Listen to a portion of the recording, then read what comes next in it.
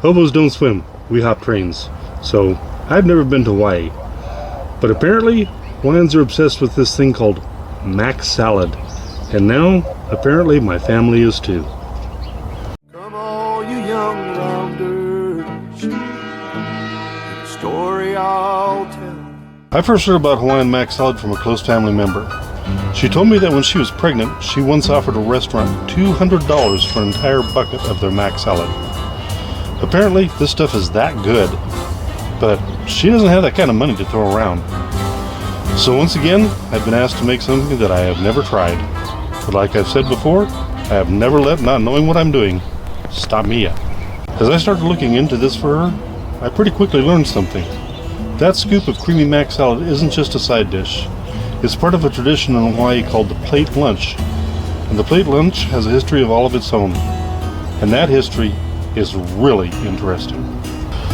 So, what's a plate lunch?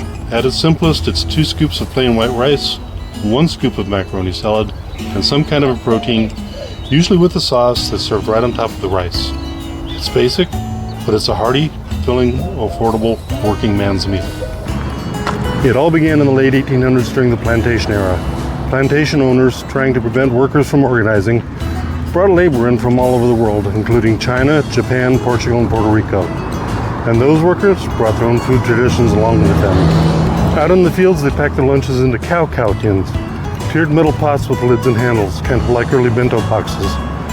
They'd put rice in the bottom and a main dish on the top. And at lunchtime, the workers would sit in circles, open their tins, and place the top dishes in the middle to share. What happened wasn't just a meal, it was cultures mixing together. And that's what Hawaiians call cow culture. And it's what makes the plate lunch feel almost spiritual today. But where does the Mac Salad fit in? Now, that's a mystery. How did a Midwestern-style mayo salad end up on a Hawaiian plate? Nobody can say for certain, but by World War II, Hawaii was an American territory, and wartime rationing changed the way people ate. Rice and poi and other staples were in short supplies. Noodles weren't abundant, but they weren't rationed either, which meant that they were probably easier to find. And here's the clue that hooked me. The U.S. Army's own cookbook from 1944. Manual TM 10-412, recipe number 450, is a plain old mayonnaise-based macaroni salad. And I think that's the missing link. Soldiers, their families, and mess halls spread it around, locals adopted it and made their own version, and from there it became part of the plate lunch.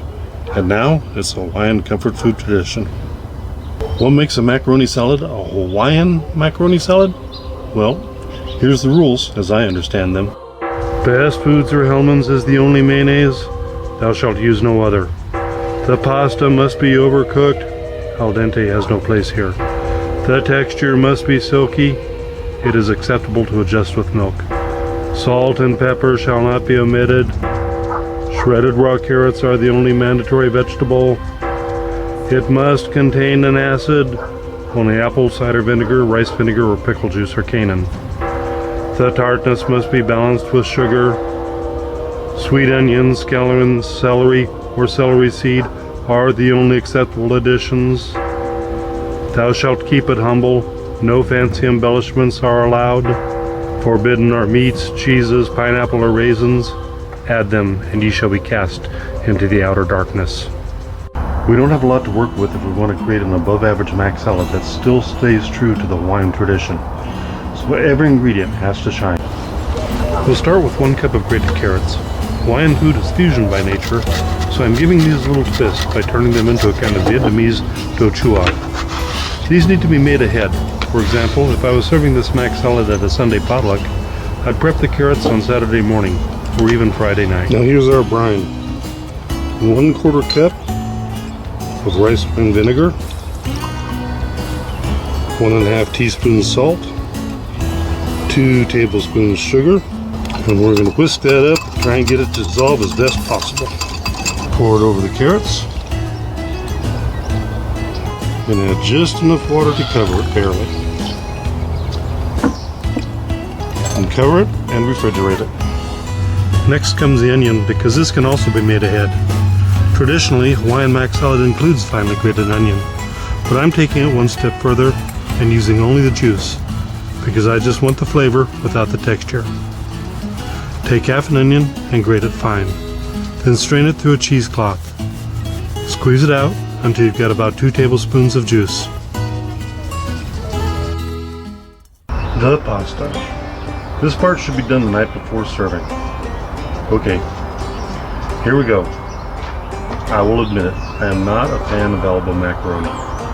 To me, it's the one-size-fits-all noodle. It does everything adequately, but it's rarely the best choice for anything. And I know, it's tradition. It's in the name. But for a creamy sauce with other ingredients, I think that a medium shell pasta is the better choice here. And hey, it's a seashell. Hawaii, come on, it fits. But if you think I've gone too far, grump at me in the comments. But whichever pasta you choose, shells or elbows, the cooking instructions are pretty much the same. We're going to bring 4 quarts of water with 1 tablespoon of salt to a boil. You must salt the water. The salt helps the pasta soften and swell, which is critical for this dish. Had the pasta uncooked and covered. Normally it would be al dente in about 10 minutes, but we're going to push past that. We're going to cook it an extra 5 to 7 minutes until the noodles are soft, swollen, and just a little bit puffy. Once your pasta gets this kind of a thick, rough texture to it and is very soft, it's done. Next we're going to rinse it off till it's cool and drain it out very well. Once your pasta is well drained, transfer it into your mixing bowl. Now we're going to add 3 tablespoons of apple cider vinegar. Sprinkle it on top. It's okay to be generous. And give it a good mix. Then cover and refrigerate for at least 15 minutes while the flavor absorbs. Whisk together 1.5 cups of best food mayonnaise, 1/4 cup of milk, 2 teaspoons of sugar, 1 to 2 tablespoons of onion juice, 1 teaspoon of salt, and 1 teaspoon of pepper to start. Then whisk together until smooth and creamy.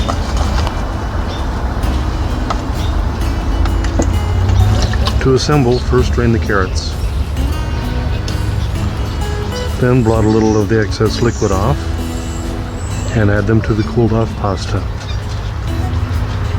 Next, we're going to add the creamy dressing and fold it all together so that every curve of those noodles is covered with that sauce. To finish, give the top a light dusting of celery seed. Let it chill in the fridge for at least 4 hours, or preferably overnight, to let the flavors meld, and then it's ready to serve.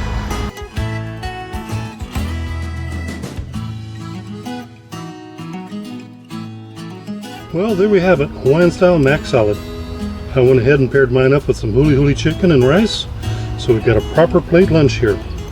Simple, filling, and it all ties back to that cow-cow culture we talked about earlier. Food meant for sharing, food that connects people.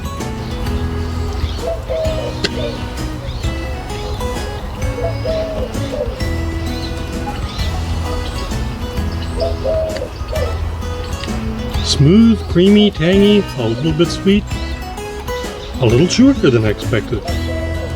But all in all, this is really good. I think we've made ourselves an above average pasta salad here, but is it truly Hawaiian? Let me know in the comments. If you enjoyed wandering through this little bit of food history with me, go ahead and hit that like and subscribe button, please. I've always got another story and another good dish brewing.